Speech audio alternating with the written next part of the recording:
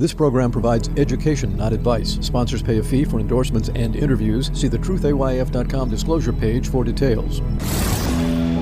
This is where technology, innovation, and personal finance come together. This is the truth about your future with Rick Edelman. It's Tuesday, January 23rd. On today's show, The Magnificent Seven. Yeah, The Magnificent Seven is a concentration that America should probably be worrying about. Apple, Amazon, Alphabet, Meta, used to be Facebook, Microsoft, Nvidia, and Tesla, the Magnificent Seven. Collectively, those seven stocks rose 72% last year. Their combined market cap is $12 trillion. That's more than the entire stock markets of Canada, England, and Japan combined. It also means that the IT sector is now 30% of the entire S&P 500. 500 stocks, and 7 of them basically represent a third of it. Makes you wonder what the other 493 stocks have to do with it. The power of tech is undeniable. That's why I've been talking to you about exponential technologies for years. That's why this show is called The Truth About Your Future. It's all about tech.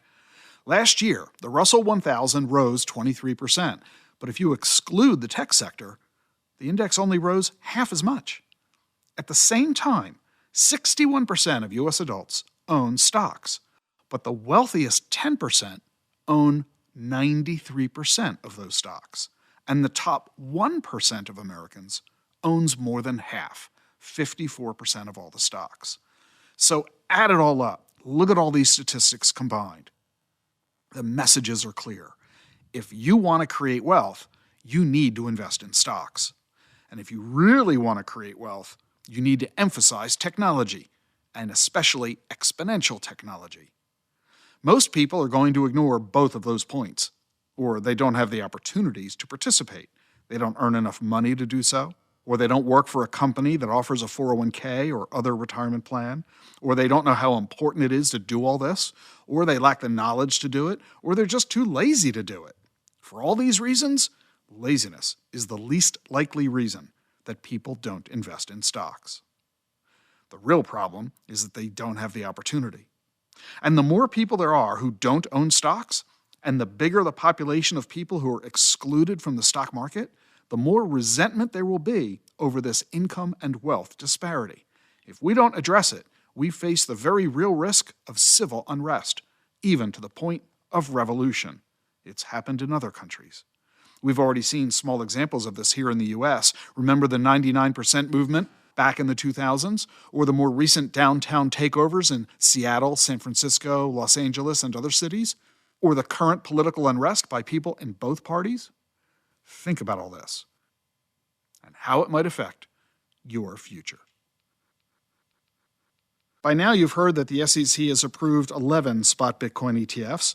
The massive asset flows demonstrate the investor interest in these new ETFs. And if you're a financial advisor, I got to ask, are you able to make recommendations to your clients about Bitcoin?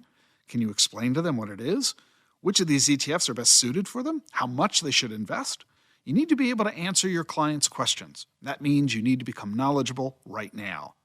Enroll in my online self-study course and become certified in blockchain and digital assets. The link to learn more is in the show notes. On tomorrow's show, problems I've been warning you that are coming for the commercial real estate market, they're here.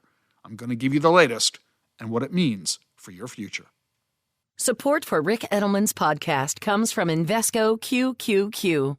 Meet Carmen, an everyday person who likes working in the garden, hosting dinner parties with friends, and listening to live music. She also participates in Progress by investing in a fund that supports innovative ideas. Invesco QQQ ETF allows you access to innovators of the NASDAQ 100, so you don't have to be an engineer to help push progress forward. Anyone can become an agent of innovation. Learn more at Invesco.com/QQQ. There are risks when investing in ETFs, including possible loss of money. ETFs' risks are similar to those of stocks. Investments in the tech sector are subject to greater risk and more volatility than more diversified investments. The NASDAQ 100 Index comprises the 100 largest non-financial companies on the NASDAQ. You can't invest directly into an index. Before investing, carefully read and consider fund investment objectives, risks, charges, expenses, and more in prospectus at Invesco.com. Invesco Distributors, Inc.